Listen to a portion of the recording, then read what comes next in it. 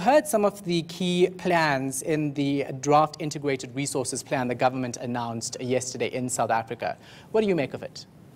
Well, first, I would like to congratulate the South African government for what is clearly a bold signal that signals to the market what the government's plan is for the future of energy in South Africa.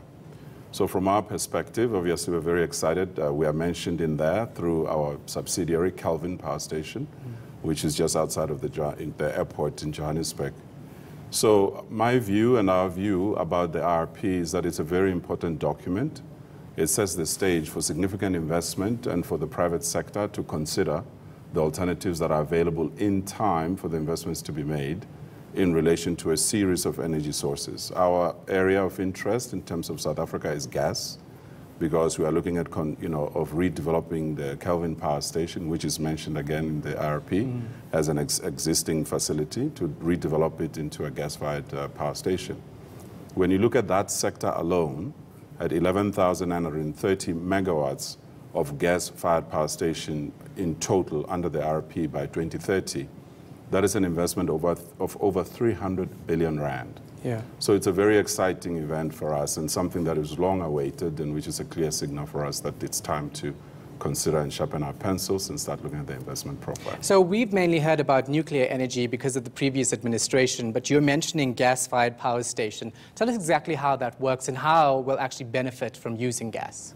Well, look, when you look at the various levels of energy fuels, there is coal, and then you have gas, and then you have renewable energy resources. So each and every one of those are included in the government's IRP program. So in our view, the most important thing related to gas is that it is a cleaner fuel in comparison to coal. However, when you take into consideration the resources, energy resources that are available in any country, in South Africa is a case in point, you have to look at a healthy mix of all of that while taking into consideration your global obligations in relation to climate change commitments that have been made with the Paris Accord. So in my view, the South African government has been very judicious in taking into consideration the affordability of electricity, the available sources of energy, and the demands that the economy of South Africa will place on the electricity grid, and how to meet that in the near term up to 2030. Is it going to cost us less? Well, whether it costs less or not is a relative question. So the question is less in relation to what? As you can understand, if you're going to have a 300 billion rand investment, that investment also has to create a return in order for it to be made by the private sector, even government as well. And I think you're probably looking at the question of affordability. Affordability, again, is a relative term, is to make sure that you pay the correct price, and that's what the regulator is there for what it costs to produce the electricity, and to create an appropriate return for those who invest. There is a question of affordability, is to make sure that those who need electricity and do not have sufficient resources to pay for it, you deal with that issue through regulatory regimes. It has been done in the telecommunications industry, where, for instance, through the Universal Services Agency in South Africa, you are able to roll out infrastructure in places where otherwise it would not be commercially viable. Yeah. And I think those are the issues that the government has taken into consideration. The regulator determines those pricings. Now, our government says it has no plans to expand nuclear energy. It was a very controversial issue in South Africa under former President Jacob Zuma's administration. Are they on the right path in actually changing that?